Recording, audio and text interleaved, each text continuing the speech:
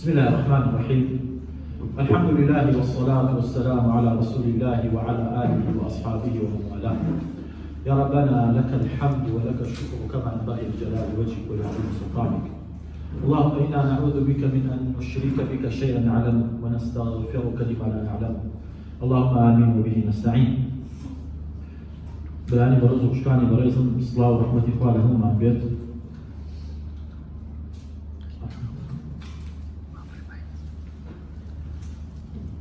إن شاء الله لخولي الحماسي بردوامي لم وعنايا أشنا سر بابتك تقريبا نزيك لبابتي في شومان بلع بجوري كتير بابتكش أويا هلويستو تيروانينا عقد يكان درباري خدا جل جلاله واتا خلقي برامبر خدا شون هلويستو أقرن تيروانينا بو خدا شون بيرو باوضو عقيدان برامبر خدا چۆن بۆکو باسمان لە دەرسی پێشوش وتمان بەهۆی ئەوەی مرۆڤایەتی هەر لە کۆنەوە خوای گەورە ناسینی خۆی لە فیترەتمانە چاندووە کەواتە بە شێوەیەکی گشتی زۆرینەی خەڵکی لەسەر خواناسی زۆرینەی خەڵکی لەسەر چی بنەمای فقیان لەسەر چی لەسەر خواناسی داناوە هەروەها بوونی ئەو بەڵگە و بابەتە بەڵگە عەقلی و نەقلیانش کە هەیە ئەو هێندەی تر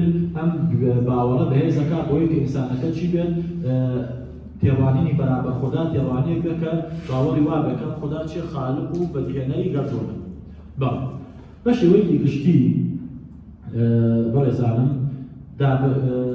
تێڕوانینی مرۆڤایەتی بەرامبەر خۆدا دابەشێ بەسەر ئەم چەند بەشەوە ئینشەڵا بە کورتی و بە درێژی بە کورتی و بە پوختی باس دەکەین یەکەم تێڕوانی پێوتێت تێڕوانینی خوایەتی یا تێڕوانینی ئولوهیە یا تیسیسم ئەم تێڕوانینە تێڕوانینی خوایەتی ئەمە کێ ئەمە تۆ ئیماندار یا ڕوونتر بڵێم هەڵگران و شوێنکەوتوانی سێ ئاینە ئاسمانیەکە ئیسلام نەسڕانیەت یەهودیەت ئەم هەڵگر و شوێنکەوتەی ئەم سێ ئاینە باوەڕیان چۆن باوەڕیان وایە خوای گەورە خالقە تاکو تەنهایە بەدیهێنەری گەردوونە واتە خالقە و بەڕێوەبەری گەردوونە و چاودێری گەردوونە و خوای گەورە مرۆڤایەتی دروست کردووە لە پێناو ئامانجێک بێ ئامانج نییە لە پێناو ئامانجێک و لە ڕێگەی پێیانبەران و پێغەمبەرانی و ئاین و بەرنامەی بۆ ناردووە تا ئەو مرۆڤە لەسەر ئەو ئاین و بەرنامە بژی و بتوانێت خۆشبەختی دنیا پاشان خۆشبەختی قیامەت بەدەست بێت ئەم جۆرە لە تێڕوانی قەناعەتی وایە لەم گەردوونەدا هیچ جوڵە و حەرەکەیەک ڕوونادا تەنانەت گەڵایەکی دار ناکەوێتە خوارەوە وەما تەسقط من وەرەقەة إلا يعلمها إلا خوای گەورە ئاگادار و پێی ئەزانێت إلا لەژێر چاودێری خوایە خوای گەورە ئەم شوێنکەوتوانی ئەم تێڕوانینە قەناعەتیان وایە خوای گەورە ئەم گەردوونەی دروست نەکردووە و وێڕی کردبێت باوەڕیان وایە گەردوونی دروست کردووە و لەژێر چاودێری خۆشایەتی چاودێریەکەشی هێندە وردە ئەگەر گەڵایەک لەدار بکەوێتە خوارەوە بێ ئەمری خوانی هیچ کەسێک ناتوانێت لەم گەردوونە هیچ جوڵەیە بکات هیچ ئەمرێ بکات هیچ نهێ بکات و بۆی جێبەجێ بێت ئیلا مەگەر ئەمر و نەهی خوای لەسەر بێت وما تشاءون إلا أن يشاء الله قەناعەتیان وایە چییە خوای گەورە پێغەمبەرانی ناردووە هاوڕێ لەگەڵ موعجیزە معجزە واتە چی واتە بابەتگەلێکی خارق للعادە بابەتگەلێک کە مرۆڤ بە تەبیعەتی حاڵ عادەتی بەم جۆرە نەگرتووە مرۆڤ عادەتی نەگرتووە لە بەردێکەوە حشت لێ دەرچێت عادەتی نەگرتووە دارێک بێتە مال عادەتی نەگرتووە مەسەلەن مردوو زیندوو بێتەوە نابینا ئین بکات ڕەشەبا لەجێ دەستی مرۆڤێکا بێت و تاکۆتایەکی معجزە بۆ پێغەمبەران چەکی دەستیان بۆ ئەوەی چی بۆی گەلەکانیان چی بکەن گەلەکانیان بانکەن بۆ ناسینی خوای ئەوانەی شوێنکەوتنی ئەم ئاینانن باوەڕیان بە پشەوە بەخوا هەیە ئەمانە پێواتێ چی پێواتێ ئولوهی پێواتێ چی من خوایەتی هەرچەندە کتێبەکان هەر شێر ئولوهی نووسیوە هەری خوایەتی تێڕوانیەکی خوایەتیان هەیە قەناعەتیان وایە خوایەکەیە بەو ڕاستەوەیە ئاگای لە هەموو شتێکەیە و من توشی بە ئامانجێ دروست کردووە بۆ مەبەستێ دروستی کردووی أفخلقناكم عبثا أعوذ بالله شرجم فالآية دروس كلها البعض وأنكم إليه لا ترجعون وناقرنهم نعم أما قناعتي يمني قناعتي إنساني باوردان بوخوا بعام شوية كباسمك أما جولي يكمل شيء جولي يكمل بلد تيرواني إنسان برابر هولستو تيرواني برابر خدا طبعا أنا جورا قناعتي سيكي تلكن عليه شيء عليه لروي عقلي استمع إلى باور بوني خوايا نكين أجل لروي عقلي وباور بوني خوايا نكين هوا بروي كومل يبرسيارش أبينو والله مني أصلاً برسيار شيء أو يأمرنا شون درسوا خلق شون هاتوتبو شون لنبونو هاتوتبو خانه زیندو چون درسوا يعني پرستندن تأسف باسكا على الخانه كي زیندو و پرستندن روی داوا إبرام خانه شون كنازيندو بو شون بو بزيندو هوش وإدراك يكرو هاتو عقل يعني برسيار قال لك زور هم كأجا من باور ببوني خوانا كم أما إيش رأيك بابتك روبرو ما بيت والله مشي والله ميكي لوجيكي وأخلاقي مية بو والله بدنا ما برسيانا بوي شيء لسنا مساسة شيء من باور ما يك خوايا كي خالق وبدياندر ووزيدر ومالك برابر يقدرني أما جولي دور لإلحاد عفوا لهويسو تيرواني مروف برابر خدا بيوتي شيء بيوتي تيرواني بروردگاريتي يا الربوبية عادة الربوبية بيوتي يا ديسيسم أما شيء شوان بلاكا هالقراني أم تيروانينا قناعتي عنوايا بل إخوائك هي بديهنا خالق بديهنا أم قردوني بشي لنا يا دروس كردون يا ساو سيستمي بو قردون دانا بەڵام دوای ئەوەی ئەم گەردونەی دروست کرد و یاسا و سیستمەکانی بۆ دانا واسبووە وەکو چۆن ئەڵێ کاتژمێر دروستکەرێک کاتژمێرێک دروست ئەکا و دوای واز لەو کاتژمێرە دیان ئێستا لە دەستی منە ئەمە لە کەسان نەبێت دروست بوو بۆ خۆی ئیشەکە ئاوە چۆن ئەم کاتژمێرە ئیشەکە کابرای دروستکەرەکەی ئاگای لێ نییە خوای گەورەش ئەم گەردونەی دروست کرد ئیتر دوای ئەمە وەکو ئەڵێ وێڵی کرد هیچ پەیوەندی و چاودێری و بەڕێوەبەرێتێکی خوا بەسەر گەردونەوە نەما گەردوونی تەسلیمی کچی کرد ڕادەستی کێ کرد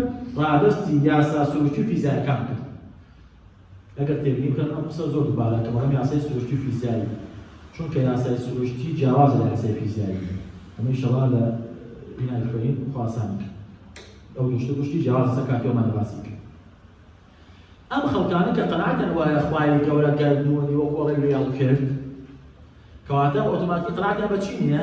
قەناعەتیان بۆ پەیوەندی نییە لە نێوان خوا و مەخلوقی خوا ئەو پەیوەندی چییە؟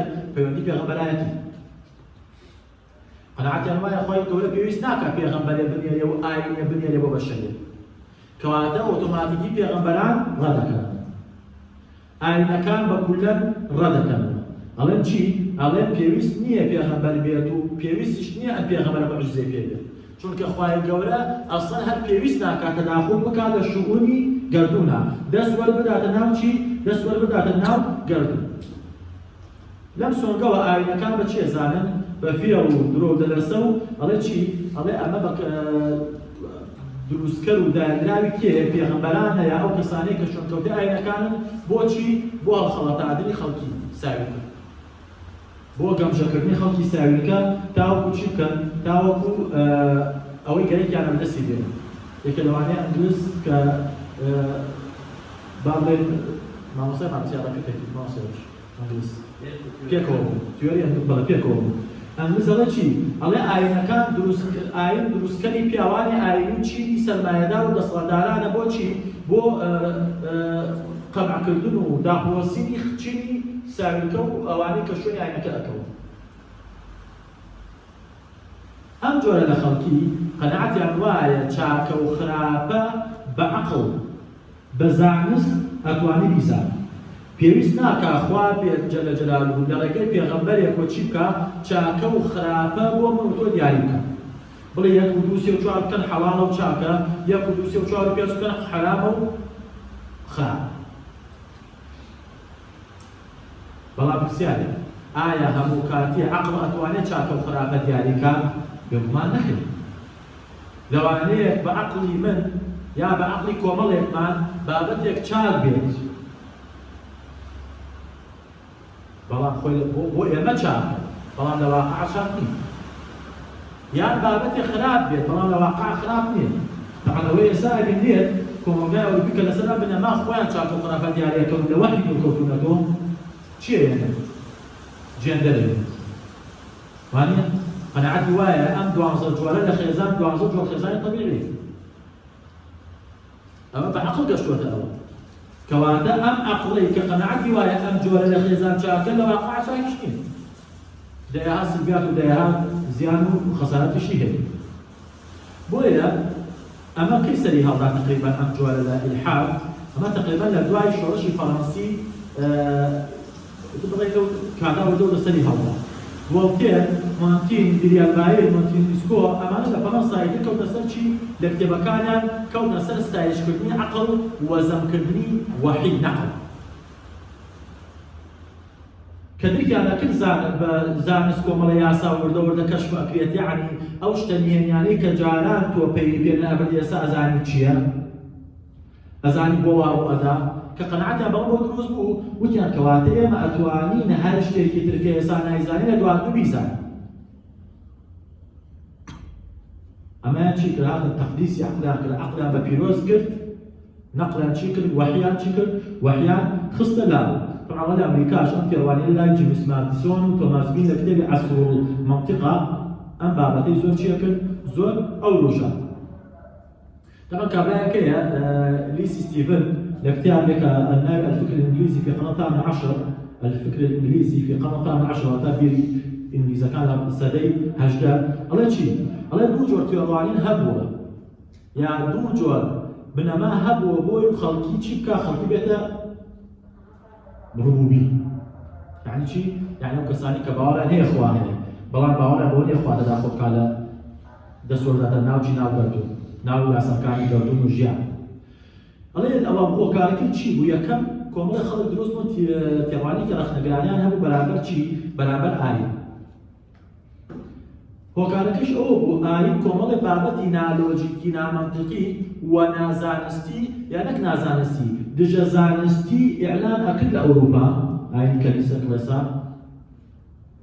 یعنی تەواو بابەتەکە یعنی ئەوەندە نالۆجیکی بوو، ئەوەندە نامەنتیقی و نازانستی بوو، ئیتر خەڵکانی ناتوانی ئەم ئاینە کە باوەباپیرانیش لەسەر پەروەردە بۆ شوێنی بکەون. بۆیە هاتن چیان کرد؟ هاتن هێرشیان کرد سەر ئەم ئاینە. لە ئاینەکەشەوە هێرشیان کرد سەر چی؟ خوای ئاینەکە جەل جەلالوه. جۆرێکی تر بڵێن بنەمایەکی تر یان تێڕوانیەکی بنیادنەرانە بوو. ئەیانوو چی؟ ئەیانوو خوا باوەڕ هەیە بە خوا، بەڵێ عەقڵ پێداوێ.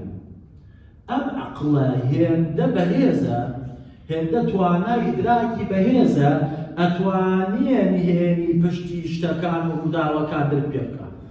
دەی مادام من عەقڵێکی وام هەیە، ئیتر چه حەوجە بە وەحی هەیە؟ چه حەوجە بەوە هەیە کەسێ بڵێ من پێغەمبەرم و چاکە و خراپە بکەو مەکەم بۆ دیاری بکە؟ هیچ پێویستی پێی نییە. بۆیە چییە؟ بۆیە ئەم تێڕوانینان وردە وردە بڵاو بووەوە لە سەدەی حەڤدە و هەژدە. ڕەدیان تێڕوان چۆن هەدرێتەوە؟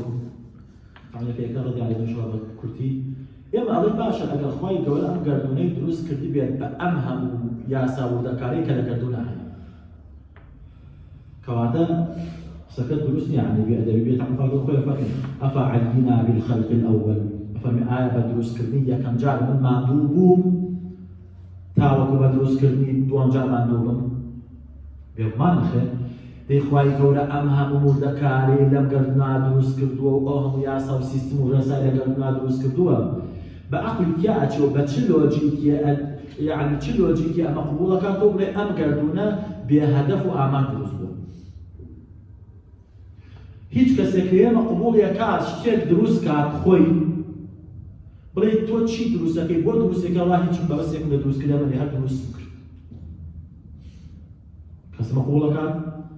کەسەمە قبوڵەکە هەر تەنانەت وێنەیەکیش بکێشێت بڵێ بۆ وڵا هەر دروست کرد.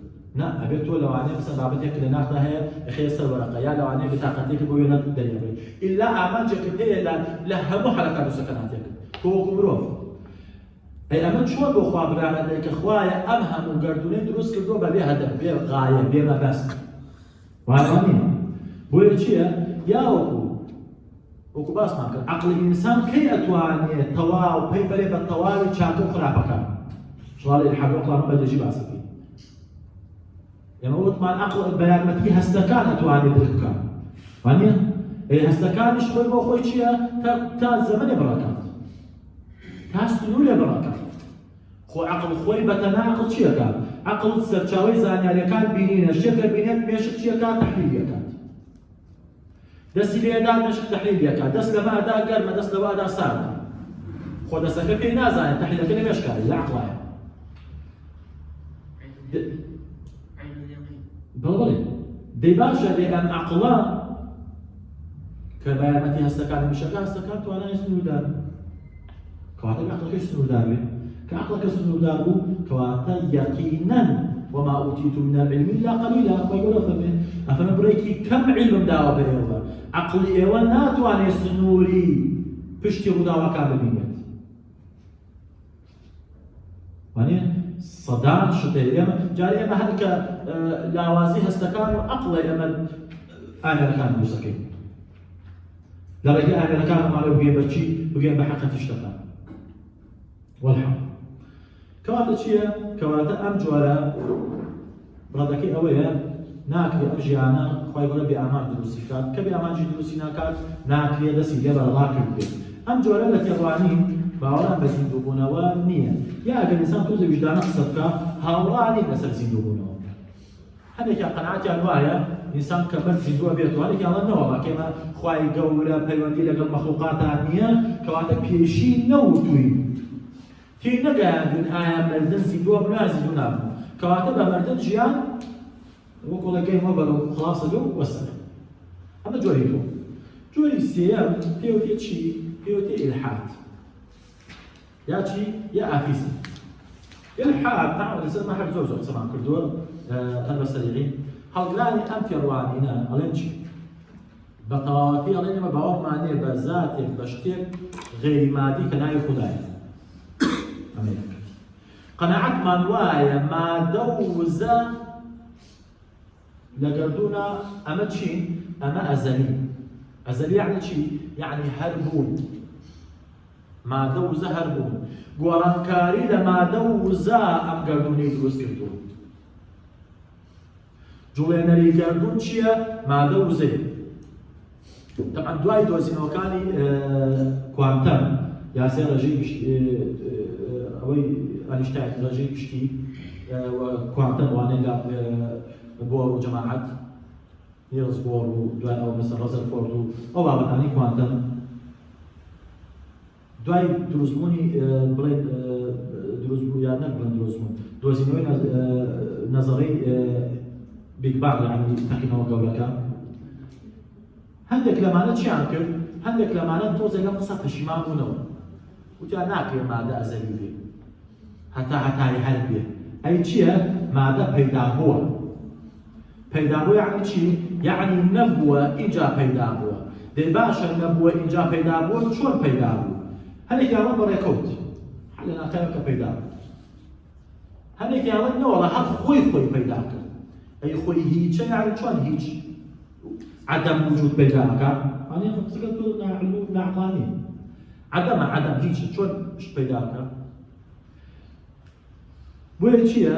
بۆیە ئەمان هێشتا ئەوانەی کە هەڵگری ئەم ئیلحادن و چۆن بڵێ باوەڕ بە کۆڵی بوونی خوا و پێغەمبەران و موعجیزات و ئەمانە هەموو یەکەن هێشتا هاوڕان نین لە سەرەتای دروستبوونی ئەم گەردوونە ئەوە هەموویان کۆکن لەسەر ئەوەی کە مرۆڤایەتی یعنی گیانەوەران بە گشتی زیندەوەران هەموویان لێک تاکە خانەوە هاتووە بە پێی نەزەرەکەی پەرەسەندی داکە ئەوە لەوا کۆکن ئەم نەزەرەتە چۆن بڵێ بۆتە دایی بۆیان لەوا کۆکن بەڵام لەوا کۆکنین ئەم گەردوونە چۆن دروست بوو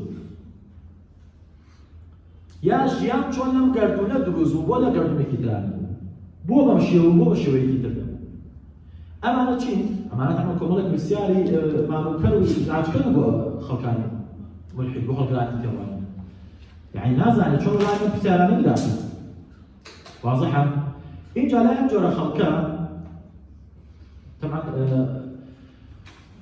بابەتی ئەخلاق کەوشێکە بابەتی ئینشاءالله دوانە دەست داهاتوو بێت چییە بابەت ئەخلاق لای ئەمان بابەتێکی چییە ڕێژەیی ئەڵێ هیچ حقیقەتێکی ئەخلاقی ناتوانین کەشف بکەین بەڵکو چییە کۆمەڵە بنەمان لەسەر جەڵقی ئینسانەکە خۆی دامەستێت لێمان لەم ژورا کۆ بینەوە ئەڵێ کاکەیان ساعاتە نەدا هەمیشە ساعاتە نە هەڵەس ئەمە ئەکەین ئەوە ناکەین هەر چۆن تەلەبە لە داخلیان ئەڵێ کاکەیان تۆ ئەمە تەلەبێت تۆ سفرەکە داخل و نازانم جێگەکان بڵێنی تۆ نازانم قاپ بشۆی تۆ نازانم چی بکەیت وانە ئێدەمە کۆمەڵە لەسەر کۆمەڵە بنەما ئەڵێ ئەخلاقیش هەروایە هەر کۆمەڵگای لەسەر کۆمەڵێ بنەما کۆ بوون ئیتر لەوانەیە لە کۆمەڵگایەکە بنەمایەکە بێ کۆمەڵگاکەی تر لە 100% دژی ئەبێ طبيعي شغله كشيء بس اخلاق هوايه انا كمالك بابت مانيه لاخلاق قلبونيه درو كردن دزي كردن ستم بياو كشتن شي وانيه دي اولاد وانيه اخلاق الاشياء هذا بابت دي اوا رجعي بابت دي جوري چوارم نازان قرايه اجنوستيك تعمل شيء أجنوستيك يعني نري كنا أجنوستيك يعني شيء يعني زانياري يعني أمانة شيء كان نري زانياري أكن كيما شيء كيما بلغكان مان يعني بلا أخذ جورا أم جورا كن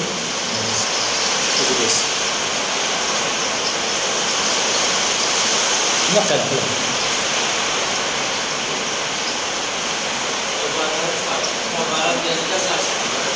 سنة لكاتب على اللهم إني أسألك خير ما فيها ونعوذ بك من شرها. طيب ما قال إذا شر خير شيء كتاب وابين إن شاء الله.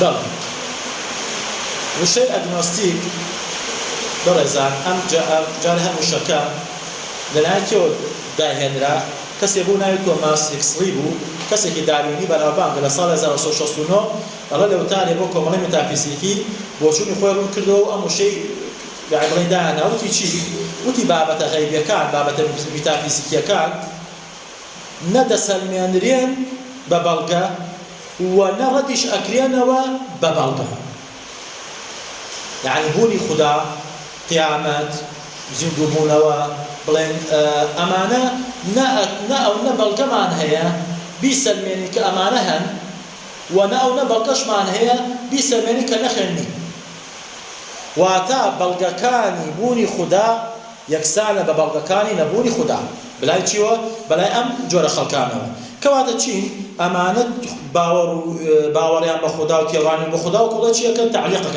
هلا سبيرت برسياري ليبكي نبا نبا ناجارة داتي خدا هەیە ناتوان بڵێ ناتوانێ بڵێ چی بڵێنە طبعا ئەمانەش دەکرێت چەند جۆرێک لە ڕاستیە هەما هەیەە پێوتێ نازانگەرای ملحید ئەمانە باوەڕیان بەبوونی خدا نییە بەڵام وەکوتمان بانگەشەی بۆ ناک یعنی وەکشۆم بڵێ بەلای ئەو بەراعەکەون گفتوگویان لەگەڵا بکەی بەڵگان بەڵێ بەڵگەکان یەکسانە یعنی ناتوان یعنی وەکو کەسێکی ملحید بەڵگەی باوەڕ نەبوون بە خدا بۆ ناهێنێتەوە جۆری دوان پێوتێ نازانمگەرای باوەڕدار ئەمە چییە؟ ئەمە لە ناخی خۆیە باوەڕی بەخوا هەیە لە ناخیان بەڵام کاتێ خاتە سەر زوبانی بۆ من و تۆ ئەم ناخی ناخاتە سەر زوبانی ئەڵێ هێشتا ئەو بەڵگانەی لای منن بۆ بوون سەلماندنی بوونی خوا یەکسانە بۆ بەڵگانەی کە چییە؟ کە نەبوونی خوا سەلمێن وازەحە برانە بەڵام هەندێک لەم جۆرە خەڵکە کە ئێستا زۆرێک لە ملحیدانی ئەم سەردەما خوان ئەدەنە پاڵی ئەم جۆرە بۆچی؟ بۆی ڕوبەڕووی ئەو پرسیارە ماندووکەرانە نەبنەوە کە لیانەکرێت وازەح شتانی برانە بەڵام لە ئەرزی واقعە لە زەمینەی حاڵە مامەڵە و هەڵس و کەوتی ئەم ئەگنۆستیکانە مامەڵەیەکی ئیلحادیانەیە واتا هیچ ئاین هیچ کاردا هیچ ڕۆڵێکی لە ژیانی ئەمانە نییە هیچ ڕەنگدانەوەیەکی لە ژیانی ئەمانە نییە ئاین باوەڕبوون بە خودا هیچ ڕێنێکدا داتوو لە ژیانی ئەمانە مامەڵەیان مامەڵەیەکی چ ئیلحادیانەیە زۆری نێز ملحیدینی ئەم سەردەمە خوانە دەنە پاڵ ئەمە یەکێ لەوانە کێیە برتران ڕاسڵە ئەڵێ چی؟ ئەڵێ من خۆم بە نازانم گەرا ئەگنۆستیک حساب ئەەکەم کەی کاتێکا لەگەڵ کۆمەڵێ خەڵکی نوخبا قسە بکەم یا بۆ کۆمەڵێ خەڵکی نوخبە قسە بکەم بەڵام خۆم بە ملحید حسابەکەم کاتێ بۆ شەعب بۆ خەڵکی عام قسە بکەم بۆ چونکە کاتێ بۆ خەڵکە نوخبەوێکە قسە ئەکات ئەبێ من بەڵگەم هەبێ کە ملحیدم و بەڵگەیەکم هەبێ کە خوانیە ئەگەر نەمبێ ئەو بەرامبەرم کە خەڵکێکی خوێنەوار و عاقڵ لێم قبوڵ ناکەم بۆیە بەرامبەر ئەو من ئەڵێ من نازانم گەرا بەڵام خەڵکە عەوامەکە داوای ئەو بەڵگەم لێ ناکەن بۆیە چییە؟ بۆیە من وەکو ملحیدە خۆم شان دەکەم ئەمە چوارە پێنجەمە تقریبا کۆتا ماقەبلە پێوتێ چی؟ پێوتێ شتگەرا ئیتیزم ئەمە چین خوشکان و برایانم ئەمە زاراوەیەک تەقرا وشەی ئیتیزمە ئەڵە زاراوەیەکی هۆڵەندیە کەسێک بە ناوی ڕۆنالد بلاسترک کە وەزیری فێرکردن و ڕۆشنبیری هۆڵەندا بوو لە ساڵ 1992 داهێناوە ئەم جۆرە ئەڵە لە گۆڤاری ئینتەرمیدیار ئەم وشەی جملەی ئەم کەلیمەی نووسی و وەڵحەڵ بوو بە شتێکی باو ئەمانە تەقریبا لە ڕبوبیەوە نزیکن ئەڵێن چی؟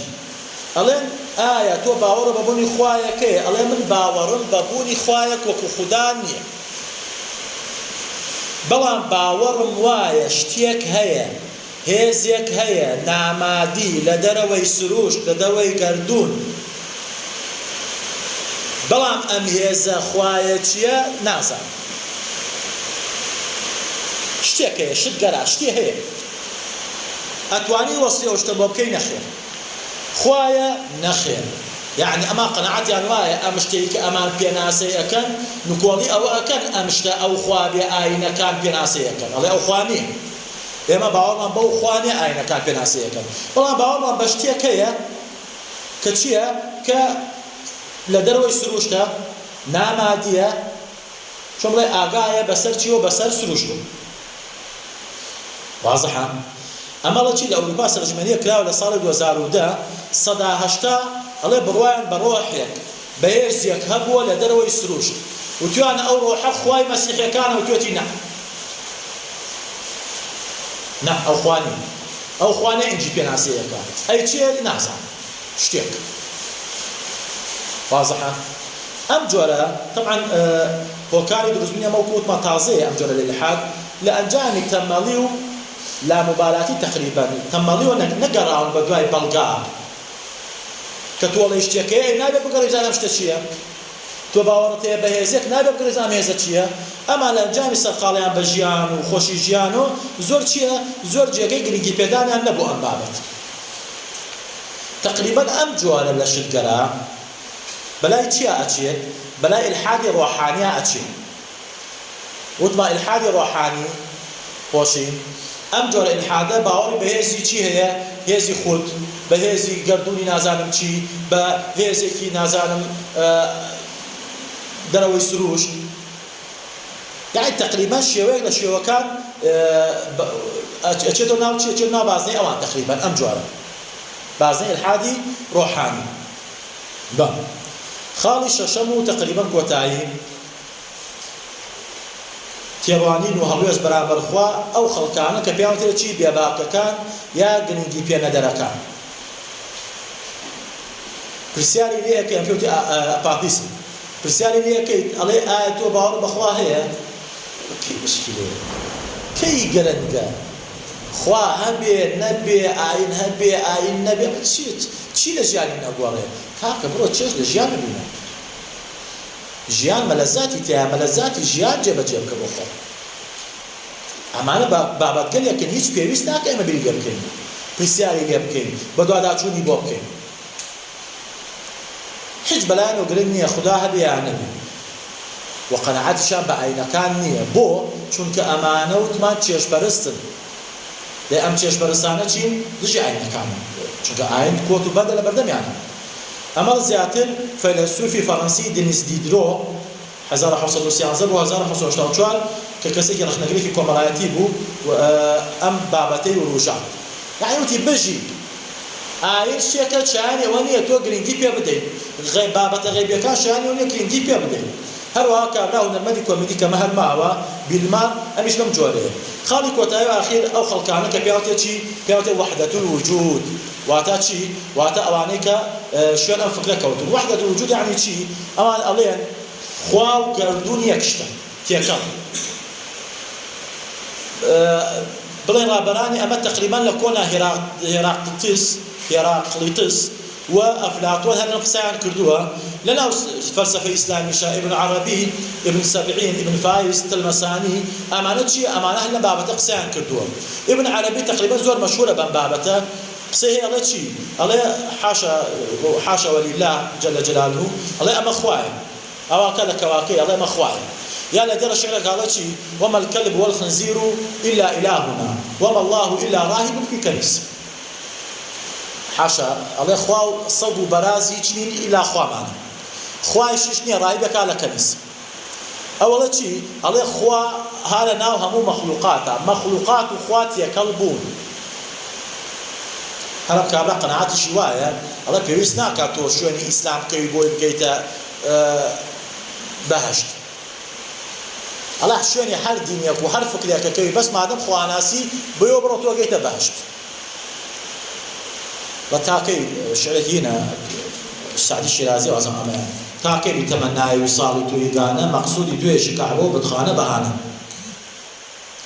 ئەڵێ چی؟ ئەڵێ هەمووی بە مەبەستی ئەوەیە بگەیەتە تۆ قەسی خۆی جەل جەلالوه. ئیتر هەنێ لە کەعبەوە گەیەتە تۆ، هەنێ لە بتخانەوە گەیەتە تۆ. طبعا ئەمە لە ئیسلاما ڕەفزە طبعا. فلسفەیەکی قوڵە بابەتێکی هینە، یعنی سەکاتی ئەومانێ باسی کەین. ئەم تقریبا حەوت جۆر تێڕوانینە لە ئێستا بەرامبەر چی؟ بەرامبەر خدا جەل جەلالوه. سبحانك اللهم وبحمدك أشهد أن لا إله إلا أنت أستغفرك وأتوب إليك. إن شاء الله أم كاتيما ومانا